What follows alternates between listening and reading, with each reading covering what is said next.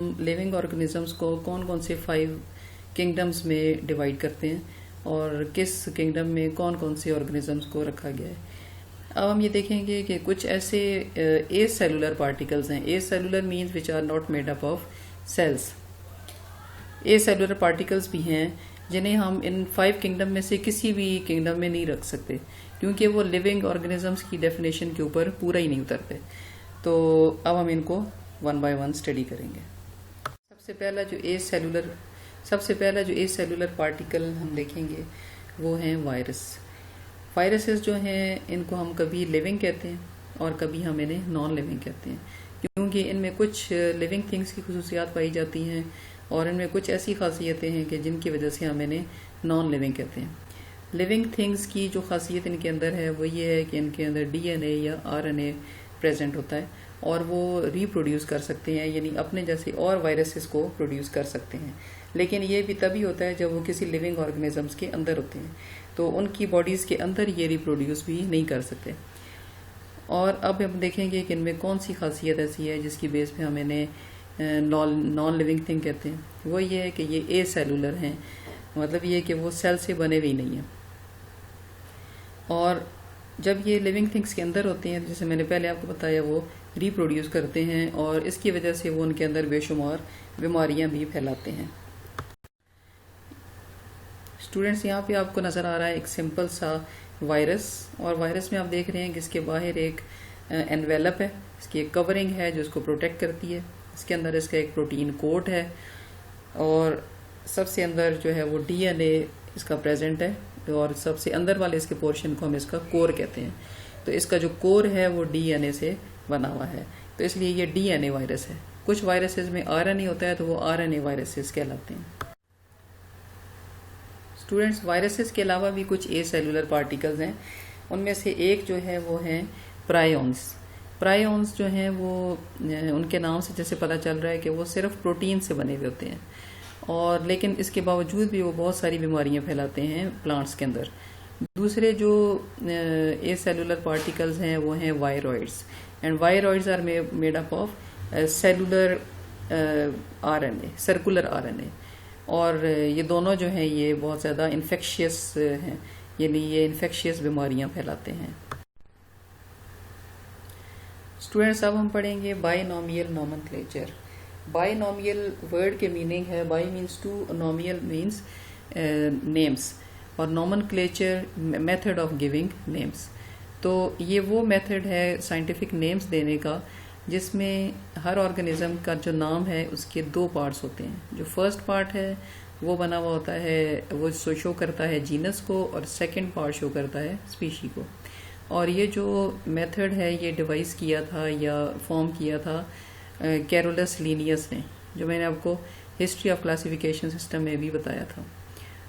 तो ये बहुत इंपॉर्टेंट है। अब इसके हम डिफरेंट खासियतें जो हैं वो पढ़ेंगे। साइंटिफिक नेम्स जो हैं उसके लिखने के कुछ ख़ास तरीके हैं। अगर इन्हें प्रिंट किया जाए तो ये इटैलिक्स में लिखा जाता है, और अगर इसे हाथ से लिखा जाए तो इन्हें अंडरलाइन किया जाता है। फर्स्ट इसका पॉइंट ये है।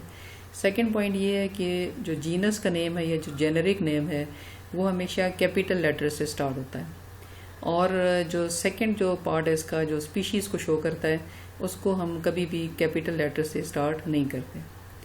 जो थर्ड इसका है पॉइंट वो ये है कि अगर हम एक की स्पीशी को बार बार रिपीट कर रहे हों, मतलब एक स्पीशी का नाम जो है वो कोई हमने एस से लिखा या कोई भी चीज़ लिखी जिसमें वो बार बार रिपीट हो रहा है, तो फिर हम फर्स्ट टाइम तो उसका जो जेनरिक नेम है उसको पूरा लिखेंगे।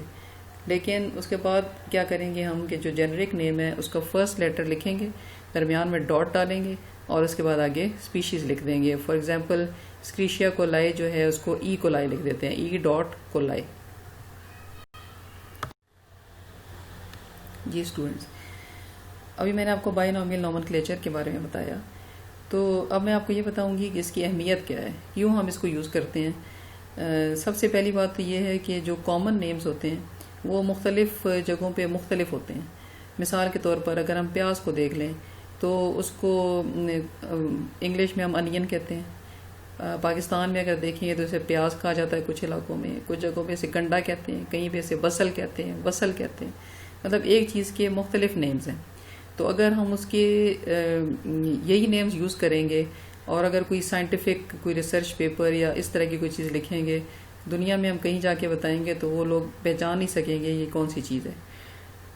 تو اس وجہ سے ہم سائنٹیفک نیمز یوز کرتے ہیں. دوسری بات یہ ہے کہ جو کامن نیمز ہیں ان کی کوئی سائنٹیفک بیسس نہیں ہوتی. مثال کے طور پہ اگر ہم فش کو لے لیں تو فش کی جو کیریکٹرسٹکس ہیں وہ کیا ہیں کہ یہ ایک ورٹیبریٹ اینیمل ہے, اس کے اندر فنز ہونے چاہیے, یہ جو ریسپائریشن اس کی ہوتی ہے وہ گلز کے تھرو ہوتی ہے.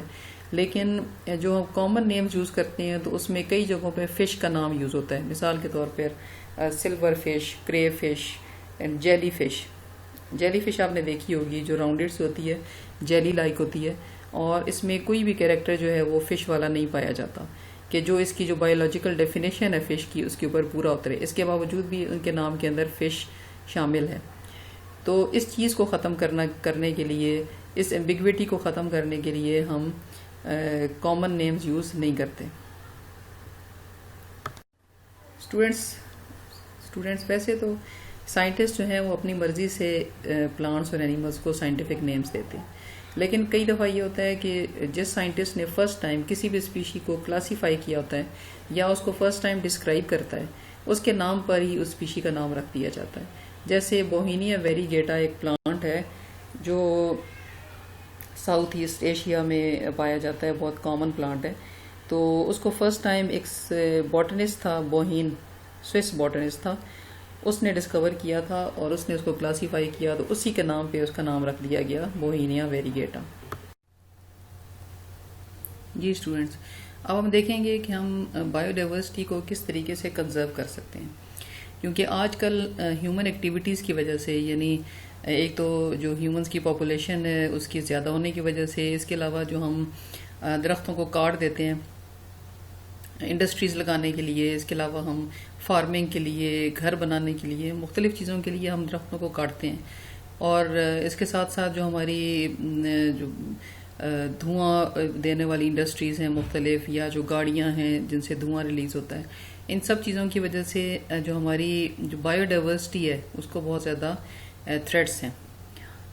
خاص طور پہ جو ہماری ڈیفارسٹیشن ہے, یہ جو درختوں کا کاٹنا ہے, اس کی وجہ سے بہت ساری ایسی اسپیشیز ہیں جو ختم ہوتی جا رہی ہیں. ایک تو پلانٹس خود ختم ہو رہے ہیں کاٹنے کی وجہ سے, دوسرا ان پہ جو اینیملز ڈیپینڈ کرتے ہیں آہستہ آہستہ ان کی بھی بہت ساروں کی نسلیں ختم ہو رہی ہیں. تو یہاں پہ دو ٹرمز یوز ہوتی ہیں ان پلانٹس کے لیے یا ان اینیملز کے لیے کہ جو بالکل ختم ہو گئے ہیں, اور کچھ ایسے ہیں کہ جو انہیں یہ خطرہ ہے کہ وہ آہستہ آہستہ ختم ہو جائیں گے. تو ایک ورڈ یوز ہوتا ہے اس میں ایکسٹنکٹ کا.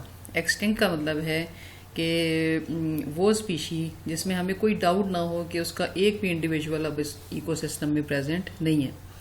اور دوسری جو ٹرم یوز ہوتی ہے وہ ہے انڈینجرڈ.